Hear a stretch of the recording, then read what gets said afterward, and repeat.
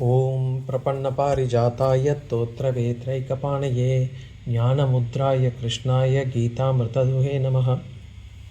Pranams everyone. We are doing the introduction for the 6th chapter, and in that we were seeing, in the last class we saw Patanjali's Aṣṭāṅga Yoga, and within Patanjali's Aṣṭāṅga Yoga we saw the first two Angas, Yama and Niyama. Yama are those don'ts, and Niyamas are do's. Yama have 5 disciplines, and Niyama had 5 disciplines. Yama disciplines are ahimsa, not harming anybody, physically, mentally, verbally. And then the second one is satyam, not speaking lies. Third one is asteyam, not grabbing anybody else's possessions. Then brahmacharyam. Brahmacharyam is living a dharmic life.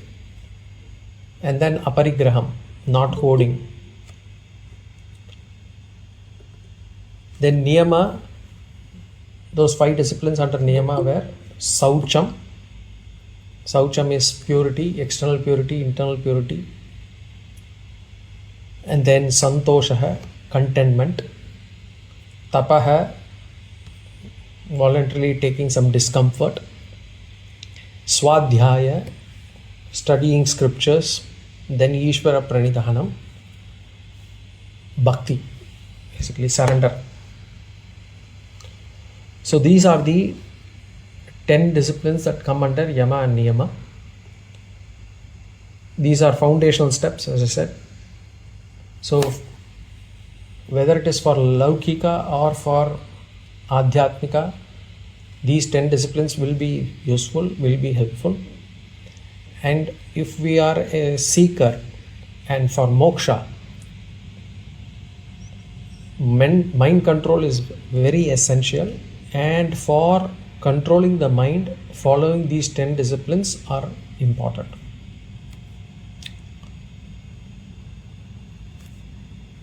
Now we'll go to the third anga, third step, Āsanam. Āsanam, sometimes we use it for seat. Āsanam here means body discipline. The Yoga Āsanas, Yoga Asana comes from this one. So it is, all these asanas come under this discipline. It is primarily meant for keeping the body healthy and steady. From the Vedāntic standpoint, these asanas, they discipline the Annamaya Kosha, the gross body. You would see how Patanjali goes from the gross to subtle slowly. So the 8 steps that Patanjali has given, how it moves from gross to subtle, you should see it is not 8 independent techniques. So which means I cannot pick up only Yoga Asana and do that separately. I cannot do Prāṇāyāma separately and take it up separately and do it. They are meant to be followed in a sequence for liberation, for moksha. So the third step must come out of the first 2, the fourth after third, and so on. That is how Patanjali has envisaged this path of liberation. Now asanas, they have to be performed under the guidance of a properly qualified guru. Otherwise the asanas can also become counterproductive. It is especially relevant today because asanas are taught today as kind of fitness routines. So according to our body constitution, according to the age, according to the limitations that we may have, and if we go to a proper guru, they may even look at the doshas that are there in the body, the 3 doshas, and then depending on the 3 doshas, they will prescribe the right asanas. So in Patanjali's yoga Aṣṭāṅga Yoga, Āsanam is not gymnastics. It is meant for making the body healthy, steady, free from restlessness. Why? Because we may have to sit for long hours for doing higher practices. And that's why asanas are prescribed. The fourth step is Prāṇāyāma. Prāṇāyāma, we have already discussed that in the 4th chapter. If you remember, one of the yajnas was Prāṇāyāma yajna. So again, if you look at it, how Patañjali has moved from Sthula to Sukshma. So first he talked about the activities of body, speech and mind, the Yama and Niyama, then the body itself, which is the asanas. Now he is focusing on prana. Prāṇāyāma, it disciplines the Pranamaya Kosha. And Pranamaya Kosha is very important because it sits between Annamaya Kosha and Manomaya Kosha. Therefore, by regulating prana, by regulating the breath, we can influence both the body as well as the mind.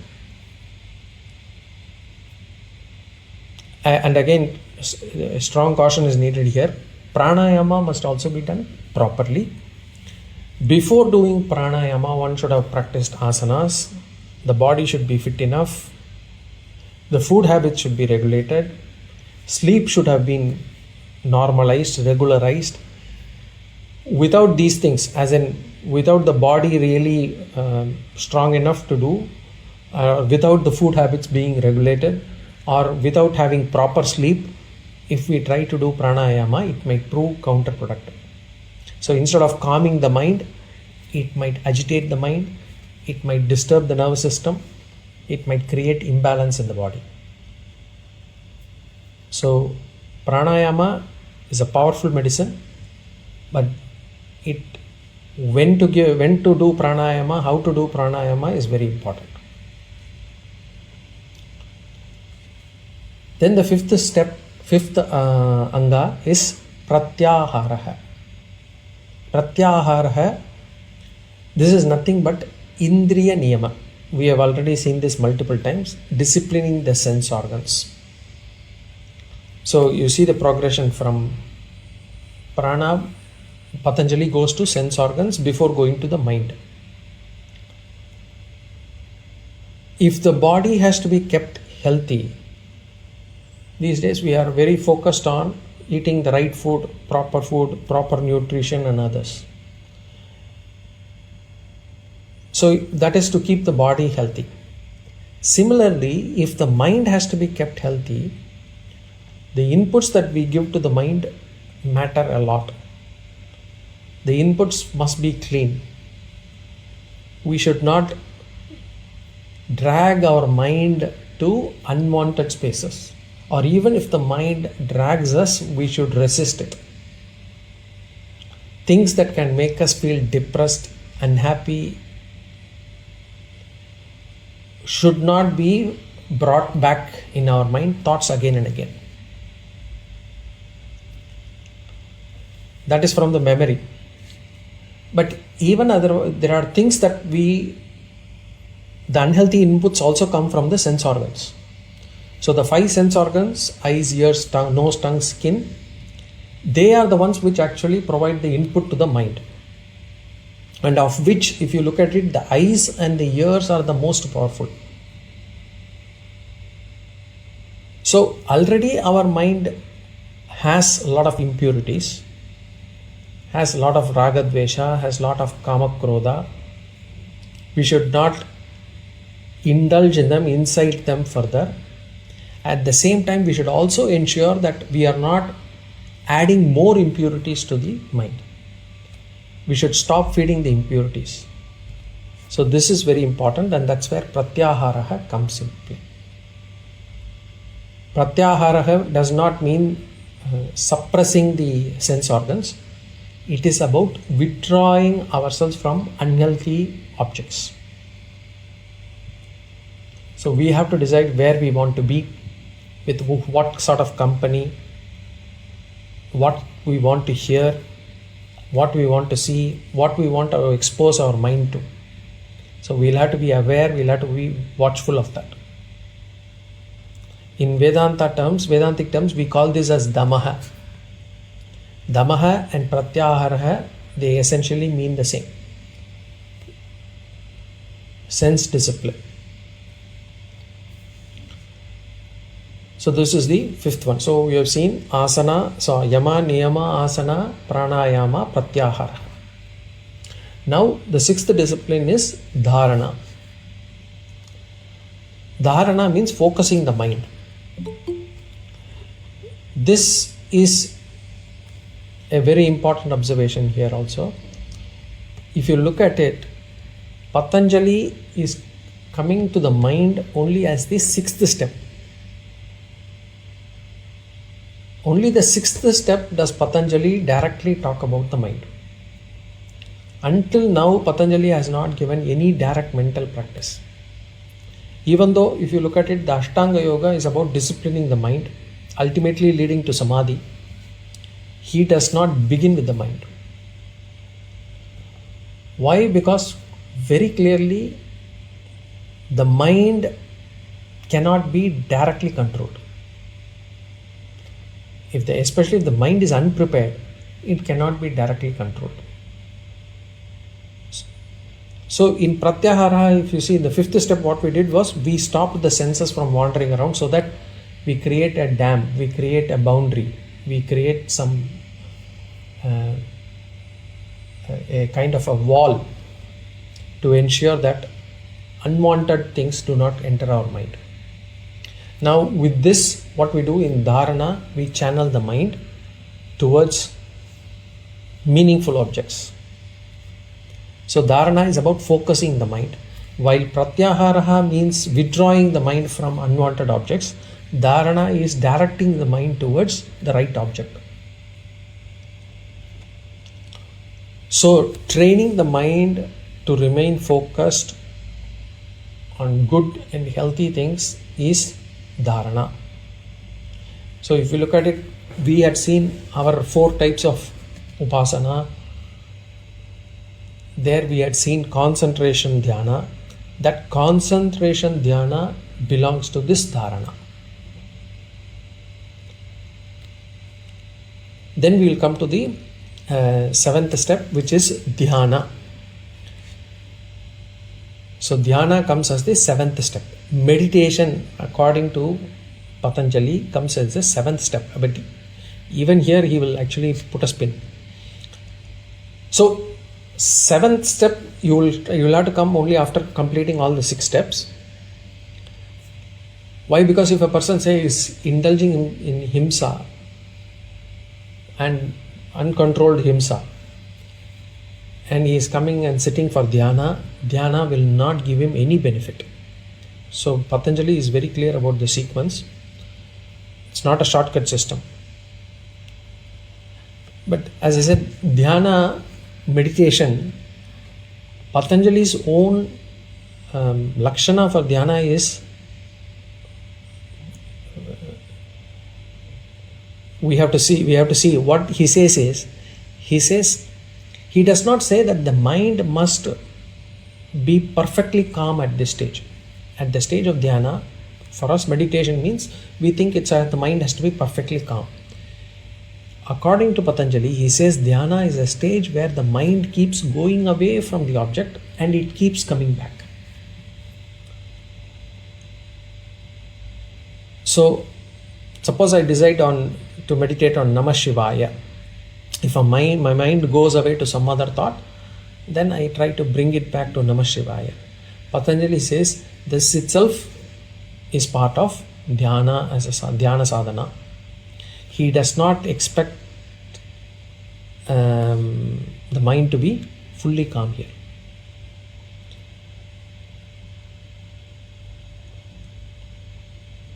But there is one small clarification that I want to give. Strictly speaking, what is Dhāraṇā is, the mind goes away and we bring it back with effort. That stage is called Dhāraṇā. So we should be able to bring it back. If the mind doesn't come back at all, it is not actually a stage of Dhāraṇā. The mind goes, we are able to bring it back, that stage is Dhāraṇā. So we are putting an effort, bringing it back, repeating this again and again. This stage is called Dhāraṇā. But Dhāraṇā slowly matures. So as we continue to practice Dhāraṇā, what happens is the gap becomes smaller. The gap between the mind going out and for me to pull it back, that gap becomes smaller and smaller. That stage is also Dhāraṇā. That's the as we do Dhāraṇā repeatedly for long periods of time, over a period of time, we will be able to get the gap shorter. And then what happens is the same thought begins to flow more continuously for us. So that transition stage, Dhāraṇā maturing into a sort of continuity, is Dhyana. So for us, Dhāraṇā means going out, bringing it back. And this happens, effort, if we put an effort, it becomes Dhāraṇā. If it happens effortlessly, it becomes Dhyana. So Dhyana is nothing but Dhāraṇā maturing, or Dhāraṇā maturing into a effortless form of bringing the mind under control. So even if thoughts go and come back, it is still Dhyana. But remember, it has to be effortless. That is what we should be looking to achieve. Now, how Patanjali explains this is he talks in terms of vrittis. Vrittis means thoughts. He says the mind has got two types of thoughts. One is sajatiya vritti and the other one is vijatiya vritti. Sajatiya vritti means it's a singular thought, singular thought. Vijatiya vritti means dissimilar thoughts, opposite thoughts or disturbing thoughts. So when I want the mind to stay in one sajatiya vritti, say Namah Shivaya, what happens is this vijatiya vritti comes and disturbs it. So the sadhana of fighting that disturbance and trying to bring the mind back to the same thought is what Patanjali calls as Dhyana sadhana. For us, what we say, bringing back the mind, fighting and bringing back the mind is initially Dhāraṇā, as in putting a lot of effort to bring it back. But when the effort becomes simpler, the gaps become shorter, we say it is Dhyana. So if some people say unwanted thoughts are coming in Dhyana, Patanjali says this is perfectly normal. All minds are like this, but keep practicing. And minds will become quieter. Because of long practice, minds do become quiet.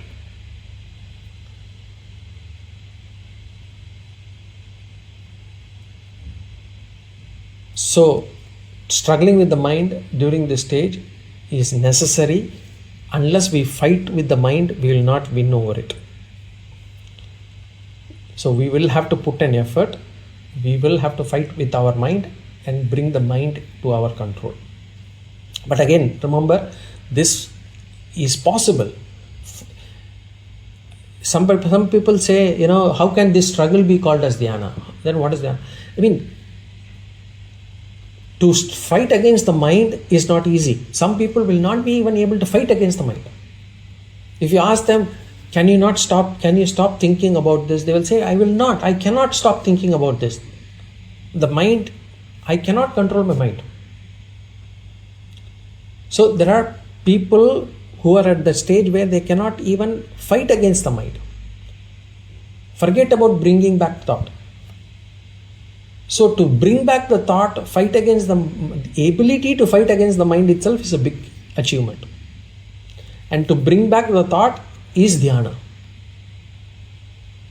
But even to fight, we should have done those 6 steps of Aṣṭāṅga Yoga. We should have control of Yama. We should have done Yama and Niyama, Āsanam, Prāṇāyāma, Pratyāhāraḥ and all. So fighting against mind is not easy, but some people are not even there to even fight, give a fight to the mind. It's like this, right? To play against the world chess champion, you must be at least qualified. You lose against him, but you should be, even to play against the champion, you should be qualified. Not everyone can reach that level where they can play against the world chess champion. So to stand there, to compete, itself one must have gone through. Or take Olympics. A lot of people, they're Olympians. Not every Olympian wins medals, right?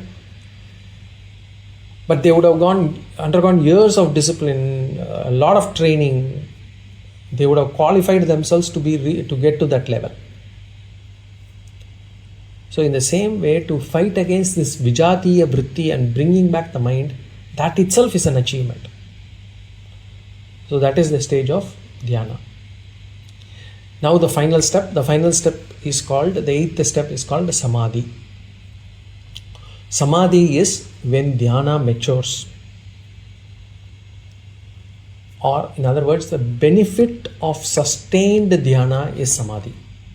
If you are actually in the Dhyana, is the Sajatiya Vritti is coming effortlessly and the gaps are so minute that the mind stays on one thought. It is the benefit of Dhyana that stage is called as Samadhi. What happens here? There is a deep mental calmness. There is no anxiety, no fear, no jealousy, no pride. Deep, calm mind. The mind is able to remain in this Sajatiya Vritti alone, without any kind of disturbance from Vijatiya Vritti. That state is called as Samadhi. And this cannot be expected on the first day of Dhyana. So the first thing that a sadhaka must understand is, the mind will not be calm initially. It will not be still. It will not obey. That is the nature of the mind. So we should not feel sad or feel guilty about it. We should not feel discouraged about it. Instead, we should practice. Control of mind is very essential, and it comes through abhyasa, repeated practice. So whenever the thought goes somewhere, even when we are awake, the mind goes to a thought, we will have to know, does this thought help me? Does this thought really help me? Or is it going to make me more depressed, more sad, more angry, more fearful? Then I should be in a position to bring back the thought or replace it with another good thought. It is actually difficult to forget that thought. So the best way is to replace the thought. So that comes out of practice, and good news is it can be attained. And the benefit of actually practicing Dhyana, the benefit of actually practicing meditation, the benefit of actually replacing the Vijatiya Vritti with Sajatiya Vritti, it is not like, say, digging a well. Say gaining mental calmness, it is not like digging a well. See, what happens in digging a well? Suppose the well, the water is at 30 feet ground, 30 feet underneath. Even if I do 25 feet, I will not get any benefit out of that, whatever I have done. Even the 25 feet I have dug, there is no benefit for me. Because until I see water, there is no benefit. Whereas, in the case of gaining mental calmness and doing this abhyasa, any amount of practice, little bit of practice is going to help my mind. the other analogy will be like eating food. Suppose a person needs 5 idlis to actually fulfill his hunger. It is not that only after the 5th idli the hunger is going to be removed. Even from the first idli itself, the hunger starts reducing. From the second, it reduces further, and so on. In the same way, the mind becomes gradually calmer at every stage. By practicing ahimsa, the mind becomes calmer to some extent.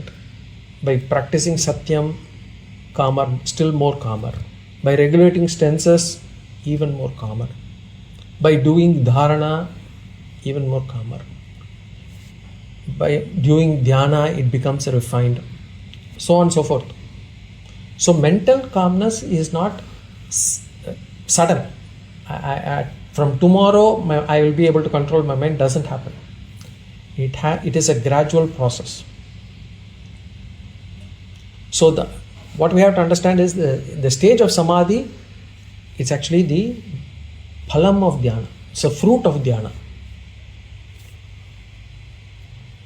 Okay.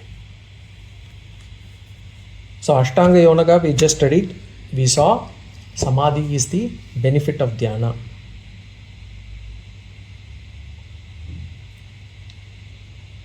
What happens in samadhi? Samadhi gives complete mental calmness. What is the benefit of that mental calmness? That is where Vedanta says we can use that calm, that purified mind to perform Atma Dhyana called Nididhyasana. So that is the benefit of samadhi. So samadhi, in Vedāntic term, if you look at from Vedāntic standpoint, samadhi is an angam of nididhyasana. Samadhi itself is not moksha. According to Patanjali's Aṣṭāṅga Yoga, and some people believe that samadhi is the moksha state. We don't accept that. We say samadhi is an angam of nididhyasana. At this stage, the mind is ready for us to do Atma Dhyana, perform nididhyasana, and thereby be established in jnana. Samadhi itself is not jnana. Samadhi is the best possible mental condition for us to assimilate the teachings and internalize those teachings. So that is the difference between Patanjali's yoga and Vedanta. The difference comes in, we do not accept that samadhi is the moksha state. We say samadhi is the state where nididhyasana can be performed. Otherwise, we accept all the other 7 stages. From Advaita Vedanta, we accept all the 7 stages, even the 8th stage, but we say 8th stage is not the end. So that is Patanjali's Aṣṭāṅga Yoga.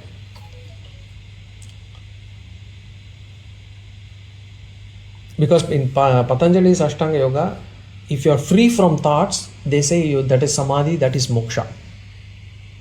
We do not agree to this interpretation. Free of thoughts is also called as manonasha. We do not say manonasha is moksha. We do not agree to it. If manonasha, if the state of no mind is moksha, then we can argue that even a table which has no mind is in a state of moksha. The book which has no mind is also in a state of moksha. That doesn't make sense. So, absence of thoughts is not moksha. Removing all thoughts from the mind is also not moksha. So, what is moksha according to us? Moksha is not about destroying the mind. Manonasha, it is not about manonasha. It is about removing the ignorance from the mind. Moksha is about removing avidya.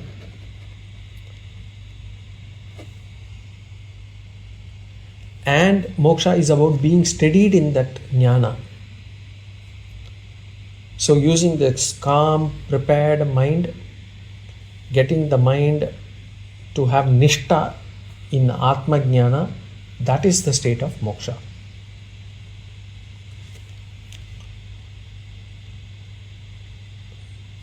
Samadhi does give us peace. When you are in the state of Samadhi, it gives peace. Definite mental peace is there. There is a deep mental peace, in fact. That kind of mental peace you cannot experience in the waking stage. Definitely you cannot. That kind of deep mental peace you get when you are in the state of Samadhi. But it is temporary. We say you are having temporary because the moment you come out of Samadhi, you have to face this world. And when you face this world, you unless you have this jnana, you will not be able to face this world properly. So once you come out for what we say is, once you come out of this world, if you don't have jnana, what happens? The world is still real. The situations are still binding. I have a problem with people, I have problem with the world. I have got desires, my anger is still there. So the mental calmness again gets disturbed unless I go back to Samadhi. So we do not accept that Samadhi is moksha. Moksha is, how do we get moksha? We perform all the sadhanas, we purify, steady the mind, we gain the knowledge through shastras, through shravanam and mananam. Then using this calm mind, the stage of Dhyana or Samadhi, we attain Jnana Nishtha through Nididhyasana. That steady abidance in that knowledge is moksha.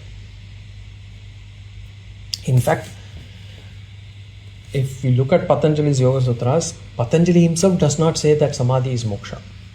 Patanjali says Samadhi is an anga only, it's a step. That statement is correct. Aṣṭāṅga yoga, that 8th step is also a step. Samadhi is the 8th anga, not liberation itself. So there are people who had interpreted Patanjali's Yoga Sutras have interpreted differently, and they have called it as the state of moksha. Anyway, for us, Samadhi prepares the mind. It is only Vedāntic knowledge that liberates the mind. Okay. With that, we have done an introduction to meditation. Now we'll be going into the chapter. But before we go into the chapter, are there any questions or comments before we start?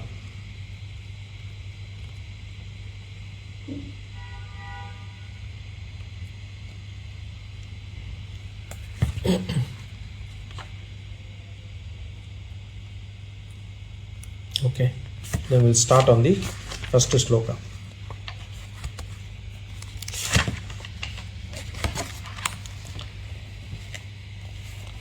अथ षष्ठोऽध्यायः श्रीभगवानुवाच अनाश्रितः कर्मफलं कार्यं कर्म करोति यः स सन्न्यासी च योगी च न निरग्निर्न चाक्रियः अनाश्रितः कर्मफलं कार्यं कर्म करोति यः स सन्न्यासी च योगी च न निरग्निर्न चाक्रियः.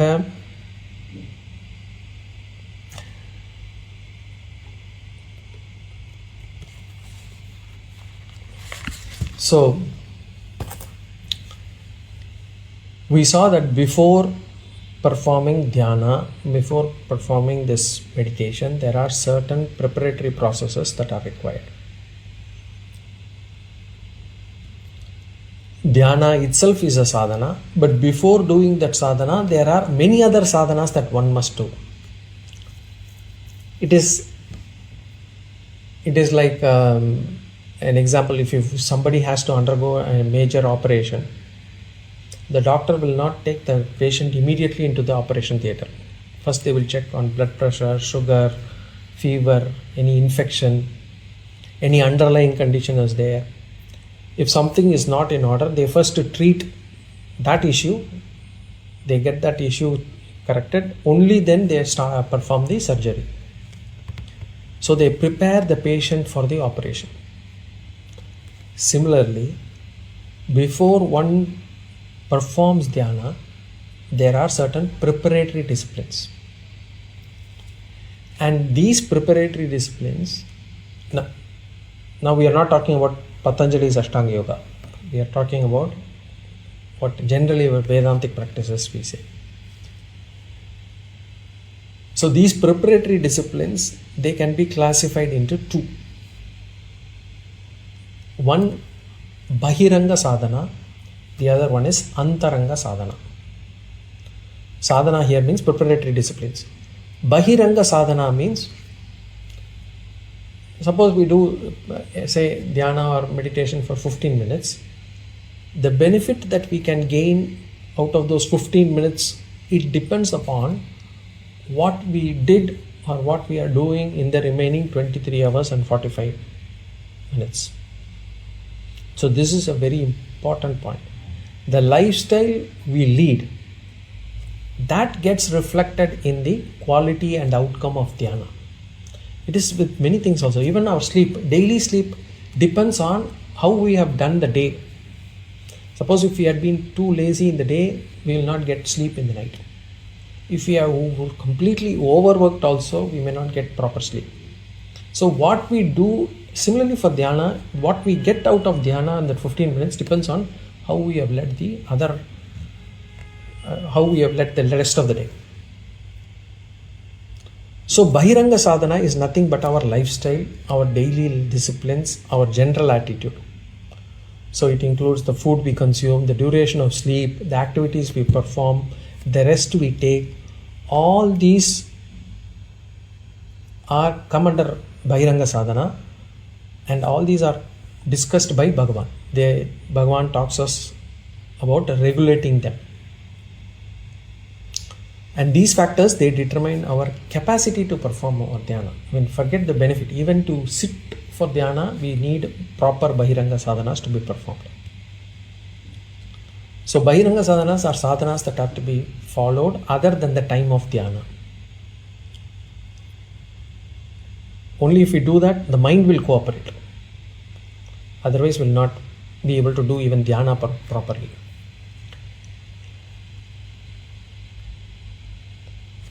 And one thing we have to understand is we have got only one mind. The same mind has to do the day-to-day transaction also, and the same mind has to do dhyana also. It is not that we have two minds, one for doing all transactions and the other mind to do dhyana. So the first mind goes through all kinds of experiences. It gets angry, it has got some frustrations, it got disappointment, there are irritations in the mind. It's not that we can lock that mind, take another fresh mind and do dhyana with that mind. So because there is only one mind, if you sit in meditation, the frustrated, disappointed, angry, irritated mind will not be able to perform dhyana. So disturbance will influence or adversely affect our dhyana. So how we deal in the day, we have some issues with our in-laws or with the boss or with the auto rickshaw guy or any quarrel with the neighbor, whoever it is, those things will impact our dhyana. When we sit for dhyana, only those things will come to our mind. So the lifestyle we lead, it gets reflected in the quality and outcome of dhyana, and the sadhanas that govern our life are called Bahiranga sadhana. What about Antaranga sadhana? Antaranga sadhanas are preparatory steps taken just before performing dhyana. So for example, selecting the right place, choosing the right time, choosing the right asana, as in seat, and identifying the right posture, preparing the mind just before sitting, those are all called as Antaranga sadhanas. These are typically internal sadhanas performed immediately before the sadhana of dhyana. and they are also directly connected to the Dhyana sadhana.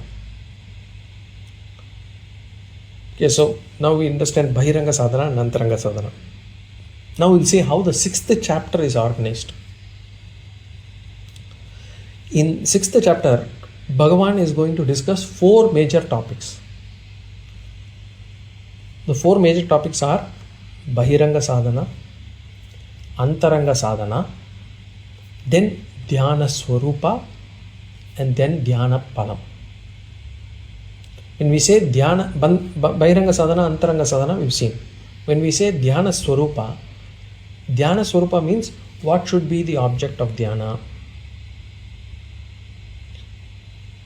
How do we actually perform Dhyana? During the process of meditation, what should we do? What should we not do? Those things are come under the topic of Dhyana Swarupa. And Dhyana Palam is what is the benefit of such Dhyana? And in this chapter, predominantly Bhagavan is going to talk about Nididhyasana Dhyana. Although some of the Bahiranga sadhanas and Antaranga sadhanas can also be, we can also use that for Upasana. So 4 major topics: Bahiranga sadhana, Antaranga sadhana, Dhyana Swarupa, Dhyana Palam. Then what happens in the 6th chapter? Arjuna will ask a question, and his question will the same question that we all have. He'll ask, the mind is turbulent, it is difficult to control. And he'll say it is more difficult than controlling the wind. Says who? Arjuna, who has already done tapas. He has been able to get Pashupata ashram by performing tapas. He himself says the mind is so difficult to control. He'll say, how can I perform Dhyana? So Bhagavan will then give the obstacles for Dhyana and the way to overcome these obstacles. Then Arjuna asks another question, Bhagavan will answer that too. And that's how this 6th chapter is structured. But right now we will focus on these 4 topics: Bahiranga sadhana, Antaranga sadhana, Dhyana Swarupa, Dhyana Palam. And the way Bhagavan has structured this is, it does not come in as order. He does not give all this in the slokas in the same order as this, what we say. He mixes them up. And it is not grouped also. So you will see Bahiranga sadhana, then Antaranga sadhana, then Dhyana Swarupa, then again Bahiranga sadhana. It will all mixed up. The topics are spread out in various slokas. So as we go into this chapter, we must carefully identify which sloka belongs to which topic. We will discuss that so that we can clearly understand why Bhagavan says this and when this needs to be followed.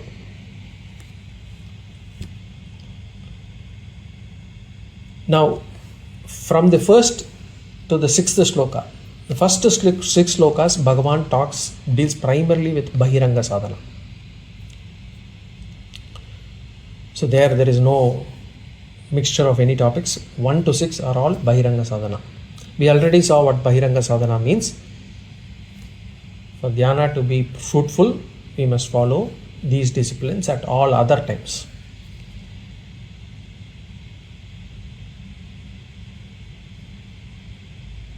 And without that disciplined lifestyle, without the disciplined living, without that proper attitude, Dhyana will not work.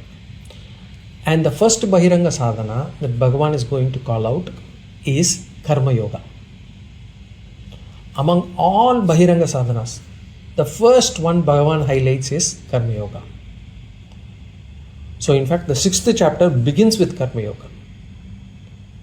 Bhagavan will state clearly, only one who performs Karma Yoga, he can perform Dhyana successfully. And so what is Karma Yoga? The gross level, generic term if we have to give, we can say Dharmika Jivanam, living a life of Dharma. But if we have to give a precise definition, we say performing one's duties as Ishvara Arpana, not expecting any favorable result. accepting results as Ishvara Prasada, irrespective of how people behave, what sort of, whether they ignore, whether they insult, taking them as Ishvara Prasada. That is called as Karma Yoga. So, action dedicated to Ishvara, offering to Ishvara. Result received as Prasada. So Bhagavan says, if Dhyana has to succeed, one must begin with Karma Yoga. And how does Bhagavan do that? So in the first two slokas, Bhagavan does a stuti of Karma Yoga. He does a praise of Karma Yoga. Oh, why does he praise it? Because unless something is praised, people will not take it seriously. And if it is praised, what happens? People will start practicing it. And that becomes a Bahiranga sadhana. So we'll come to the first sloka. Bhagavan here glorifies the Karma Yogi. Bhagavan talks high of a Karma Yogi. How does he does a praise of Karma Yoga? By praising the Karma Yogi.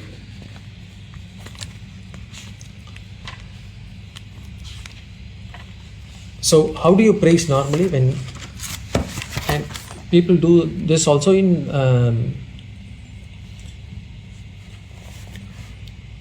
normal life.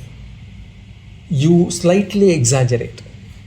You slightly exaggerate when you want to praise somebody, which is fair, which is correct, which is okay. Some people have this facility of thinking that I should not exaggerate even a bit, but they wouldn't mind when somebody else praises them with high amount of exaggeration. So Bhagavan here says, Bhagavan exaggerates a bit here. Bhagavan says, a Karma Yogi is a Parama Sannyasi. Now we must understand this carefully, because a Karma Yogi is equal to a Sannyasi. On what basis? Because Sannyasis are kept in high order. In our culture, scriptures, according to our scriptures, Sannyasis are a higher order. So, but Bhagavan says a Karma Yogi is a Parama Sannyasi. Now we'll have to say, whenever there is this kind of equation, then we'll have to say, and on what basis does Bhagavan says? So here what we have to understand is, both are renunciates. In the sense, Sannyasi renounces some things, Karma Yogi also renounces some things. This is called as Guna Vritti. What is a Guna Vritti? Equating two things based on a shared quality. It is not a total identity, but it is a shared quality. So the classic example given in Shastras is Simhaha Manavaha. So they say the student is a lion. Does it mean that the student walks on four legs? No. It means he has that guna, quality of courage. Simhaha Manavaha. So if the student is frightened or timid, we cannot call him lion. The lion is courageous, the student must share that quality. That is called as Guna Vritti. We say sometimes, he is the pillar of this organization. Does it mean he is made of concrete? No. Does it mean that he is actually holding the building? No. Basically, it means that he has got, the organization has got so much of dependency on him. So this is a slight exaggeration, but it's called as Guna Vritti. So here Bhagavan says a Karma Yogi is Parama Sannyasi, because what? Both of them renounce. What are renounced by both of them? Sannyasi renounces actions and worldly involvement.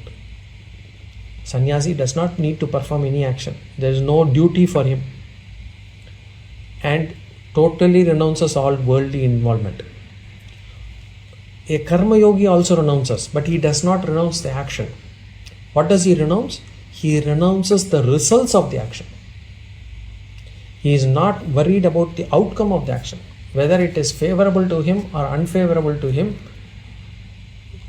it does not matter to him. He renounces it. He takes them as prasada.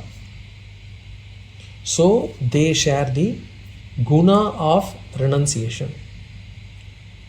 Therefore, Bhagavan says, Karma Yogi is equal to a sannyasi. Not identical, but equal in that particular guna. Then Bhagavan goes further. Bhagavan said Parama Sannyasi. Then Bhagavan calls the Karma Yogi also as a yogi. When we say yogi, it normally means Dhyana Yogi. It means a person who has attained Nishtha in Jnana. Sanyani, Jnana Nishtha. And Jnana Nishtha is called as yogi.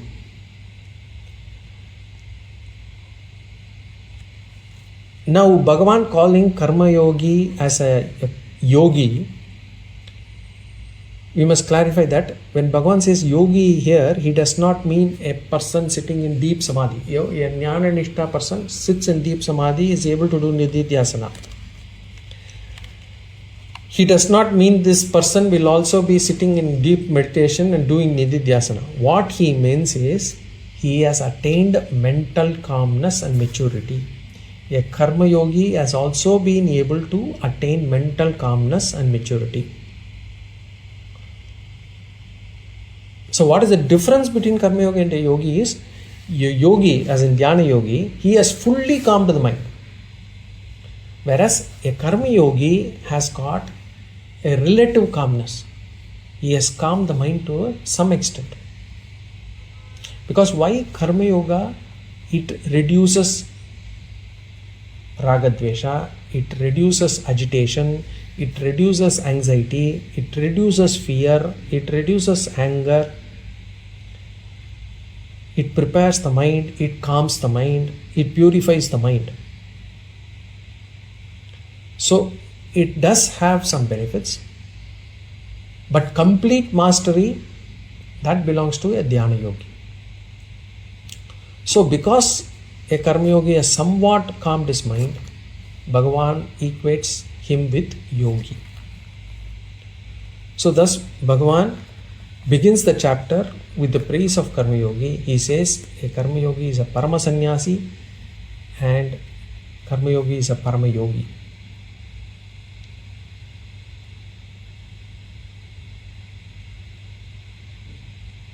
So now we'll go into the sloka. Anashritah karma palam karyam karma karoti yah. Anashritah karma palam. Anashrita means without depending on, without expectations, without any expectations. Karma palam, the results of our action. Karma palam means karma palam, action results of the action.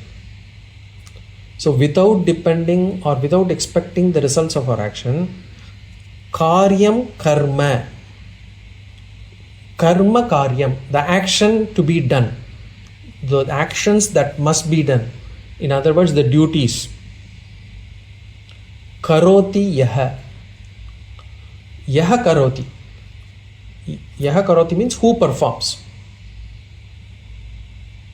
So who performs the actions that must be done without expecting the results of the action. This basically defines the Karma Yogi. Now in the second line, Bhagavan is going to say, only that person is a sannyasi, only that person is a yogi. So in the first line, Bhagavan gives the Lakshana of Karma Yoga. The essence of Karma Yoga is given. Yaha karoti karyam karma, who performs the actions to be done, anashrita karma palam, without depending or without expecting on the results of the action. Now we'll do a small little vichara here in each word. Anashrita means not depending on, not expecting. Karma palam means results of our action. Here Shankara Bhagavad Pada, he says Anashrita karma palam means not having attachment on karma palam. What does this mean? We saw in chapter 2, 47 sloka, karmanyeva adhikaraste ma paleshu kadachana. Ma karma pale heturbuhu ma te sangostva karmani. As in, you have a right to perform your prescribed duties, but the results are given by Bhagavan. They are dependent on various factors. Whatever comes by, accept it. Therefore, do not have this fixed mind thinking that this is what I have to get. I have done this, I have to get this. Don't have that feeling. So, anashrita means not having this attitude that only when I get the results that I want, I will do my duties. Otherwise, I will not do my duties. If the other person is not going to acknowledge me, why should I perform my duty towards that person? If the other person does not show me any gratitude, why should I perform my duty to that person? Not having that kind of feeling is called as anashrita.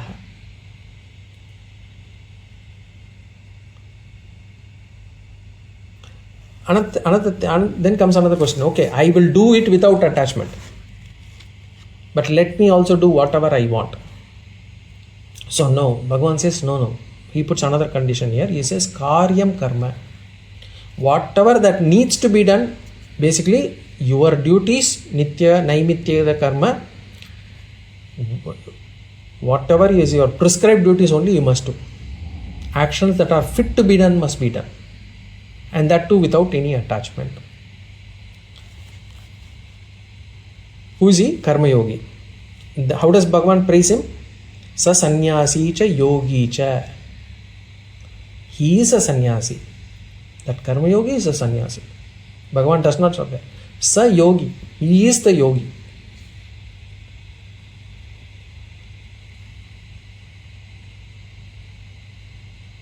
Na niragnir na cha kriyaha. This requires a little more detailed understanding. What does niragnihi means? Nachakriyaha also we need to probably do a little more vichara, which we will see in the next class. Any questions or comments? Okay. If not, we will see again in the next class. Om Purnamada Purnamidam Purnat Purnamudachyate Purnasya Purnamadaya Purnameva Vashyate. Om Shanti Shanti Shanti. Harihi Om Shri Guru Maha. Harihi Om.